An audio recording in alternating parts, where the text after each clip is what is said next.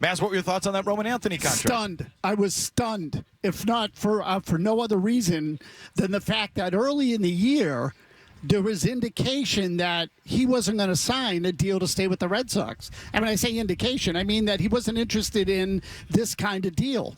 He wanted market value, and that he was going to play it more like Mookie Betts played it. And so I thought there was borderline no chance of getting this sort of contract. And then all of a sudden, pop, here it is. And that doesn't even get to the dollar figure, which, again, I said the same thing about Christian Campbell. So I'm beyond trying to be consistent, I'll tell you that this is what I believe. If Roman Anthony were a Scott Boras client, there is no way in 1,000 lifetimes that Scott Boras would allow this deal. Like mentioned this type of thing yesterday. Absolutely. Not in 1,000,000 years. No chance he would allow it.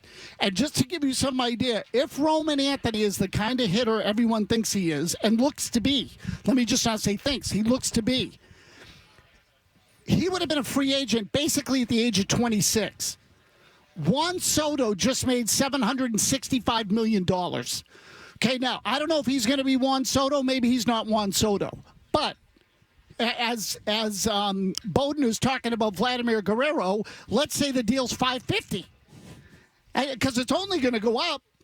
Oh, he gave up tens, if not hundreds of millions of dollars. So do you give credit to the organization if they maybe used one of two things to their advantage? One, which I mentioned yesterday, a case in point that is just in that dugout, like Tristan Casas, who has decided, you know what, I'm going to bet on myself. I'm not going to take your suck deal. He's injured, might never be the same player again. They can use him as example A. And then the oncoming labor strife, which could happen in, December 26th, right?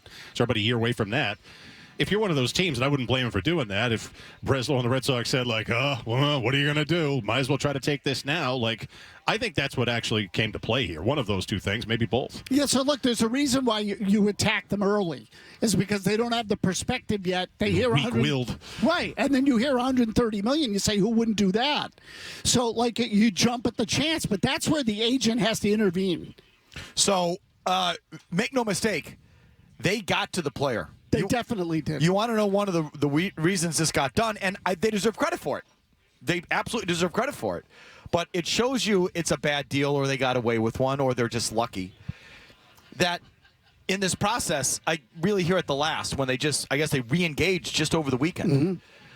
They reached out to him directly. John Henry did. John Henry talked to him, before I go. No, that was in the story. Why don't you tell me? That was in the Alex Spear story. Why don't you tell me what you know? I don't know anything. I haven't talked to him since I saw him at Fenway. Okay. So, but was that before or after he had the conversation with Roman Anthony on the field? I'm presuming before, because I saw him on Friday night. Okay. If I knew that, A, would I have been surprised? And B, don't you think it's hard to know with you. It turns out you're hiding a lot of secrets. That's not true. Keep this close. No. Do you tell me everything that you know? Pretty much. No, you don't. I pretty much do. No, you don't. And it's not you, it's the audience. I don't have any knowing smirks. You have all these knowing smirks. No, my smirks aren't knowing. They're just smirks. Okay. I'm just so anyway. But yes, according to the Alex Spears story, John Henry emailed him directly, copied the agent on it. I found that piece of information to be peculiar. And I say peculiar, if not interesting, call it whatever you want. But I think teams and the Red Sox clearly feared it wouldn't get to Anthony if they didn't copy him on the email, so they made sure he got it. No, but this is negotiating 101, folks. The agent is always the problem. And you know this from the beat guys who are in the bag for the teams when in the middle of a contract negotiation or if a dragged-out contract dispute, all of a sudden you start hearing some negative commentary about the agent. That's the team sicking the local reporters on the agent because they're blaming the agent. Okay? But not just the PR game. The agents are the problem. So if you can get to the player directly, that's what you want to do. Alex Spear in the Globe wrote that it caught Rogers off guard. Rogers is one of Anthony's agents. It caught Rogers off guard when Breslow informed the agent that he just sent a new contract proposal to Rogers and Anthony. Had Breslow sent it only to Rogers, the agent might have stiff-armed the request. So the story I saw said John Henry. But Anthony, who'd been alerted Sunday morning by Sox principal owner and Globe owner and Mazz bestie, John Henry, that the team was preparing to make him another offer, had opened the email and greeted it with immediate enthusiasm, which he relayed to Rogers. Okay, so that's what happened. Henry got to him on the field, got to him pregame, got to him at Fenway, and said, listen, we're making another run at it. We're sending you a proposal. We want, so Henry got to him. Yes. Then when they sent the proposal, they sent it to both Anthony and the agent. Yep. Anthony was probably waiting for it. Yep. Henry, if he was smart on this, probably said to Anthony, watch your email tomorrow morning. You'll be getting something. Yes. So by the time Rogers, the agent, opened it, Anthony had already opened it. Correct. And went, ooh, $130 million. Yeah, hey, did you see this? It's a big jump. Even more naively, may have said $230 million. Right. Which, again, Pete Abe, and this is getting reported across the board, that the value of the deal after escalators could equal $230 million. Do you know, people, that to get to $230 million, Roman Anthony is going to have to win the AL MVP award 8 consecutive years? That's how he gets to 230. Well, you don't think that's realistic? By winning the MVP, not just winning the MVP, winning it 8 consecutive years. Wayne Gretzky didn't win the MVP award 8 years in a row. So if anyone is reporting up to 230 with a straight face, they haven't even looked at that detail, or they're just trying to pump up the team. Correct. It's nowhere close to that. No, I'll tell you what, the only thing... But anyway, it's just to close the loop on this. They shrewdly got to the player first.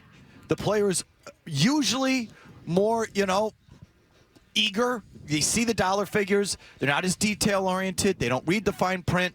And they got to the player.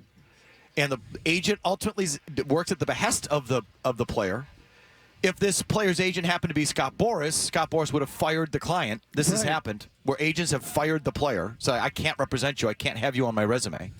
Or if it were a Scott Boras client, Scott Boras would make it clear to the team that if you try and contact my client independently, I will file a grievance. This is against the CBA or blah, blah, blah. Bingo. You wouldn't even be allowed to do it. No, he'd bitch about it. Okay, so he'd kick up a storm about it. Red Sox were smart. Yeah, they were. And they're lucky that they had an inexperienced kid or inexperienced agent, or the player just bought the cheese. They're fortunate in this situation. Yeah, so look, at the end of the day, when a deal like this gets accepted, it's really a commentary on the player more than the team. Every team would do this deal. And I'm not criticizing the Red Sox for it. Good for them. This helps, I hope. And when I say I hope, not that he can play, that they will use the money elsewhere that they're going to save on this deal. That's what my hope is. Because they got this kid for a song. Even if they pick up the option, which is for a 9th year, it's 9 years and 160. It's a freaking steal. I am sorry. I heard McCarthy follow us, that you have to be positive about this deal. This is a good deal for the Red Sox. And it is. Everyone said it. Everyone acknowledges it's a good deal for the Red Sox. It's a great deal. Of course it is. Yes, it absolutely is. It's a win for the Red Sox. And how they got it done was kind of cutthroat. And they got away with it. And, good for them. No one's saying that. I just don't know how you can't be cynical about the Red Sox on everything money. Shouldn't that be your default? Yes. And so that cynicism is born out of... I would say that just about every owner. Yes. I mean, fair enough. There are some teams that are big spending. Dodgers, Mets. Yeah, right. There was some teams where I would say, look, this is on the face. They just want to win. They'll spend anything it takes to win. But a select few teams. So, fair enough. The Red Sox are hardly the only team. I hope John Henry heard that. I'll let you know. Mazz. But still, it's like this. And so the cynicism is, this is a mid-market move. The Yankees went year to year with Aaron Judge. I'm sure they offered him something at some point along the way, and Aaron Judge said, F you. Aaron Judge went year to year. His last couple arbitration years, he made money. He made $19 million in his last arbitration year. He went to free agency. It got a little contentious. It went back and forth. He was out there for a little bit. The Yankees signed him back. So the Yankees can do that. The Red Sox are no longer doing that. If their Aaron Judge gets to that point, he's gone. Or they're going to trade him at the end of the contract. Correct. So this is still a mid-market kind of approach. Yes, which shouldn't make you feel good. So the only thing they did differently here that they didn't do with Mookie Betts is that, and Pete Abe wrote about some of this too, they got to him really early. Okay, so they were a year behind on bets, and when they offered 100, it was 200. When they offered 200, it was 300. When they offered 300, it was almost 4. Yeah. So they were constantly chasing the price, whereas on this one they were out in front of it at least a little bit because he hadn't even played. But I will say this. What did they offer him in the spring if he completely just shot it down? Yeah, right. Like that, what did they offer him? $50 million? Like what sort of lame ass attempt was that? Right. If he turned it down, because it feels to me like they completely half-assed it. So look, good for them. And I say that sincerely. Like, it's good for the fans. It's good for them. It's not as lucrative a contract or as big a deal as a lot of fans want to believe, because he was going to be here for the next 6 years anyway. 5 at least. They might have had to trade him before year 6 if he didn't want to sign. Well, this is also why the carrying on from both him and the team about this is where he wanted to be long term just puzzles me. He wasn't going anywhere for 6 plus, call it 7 years. Correct. So it's like I decided I wanted to be here long term, implying as if he had a choice, implying as if, this offseason I don't know where I was going to go. So that's another thing, Maz. It's a good deal for the Red Sox, but the bull crap meter, the spin zone, the spin that comes out of the press conferences, it's just, I have a hard time with it. Oh, they can't help themselves. Well, and most fans hear 8 years, and they think, oh, yeah, we got him for 8 years. You had him for 6. Right, you had him anyway. You had him for 7. They don't know that. You had him for 7. And will you even see him here for the 8 years? They'll trade him for a bag of magic beans in like 3. Well, not if he's outperforming the contract, meaning if the contract's of value to them. He could pull a Rafi Devers times 10. If he's outperforming the contract, he stays. Rafi Devers was underperforming the contract. They hated the Rafi Devers contract.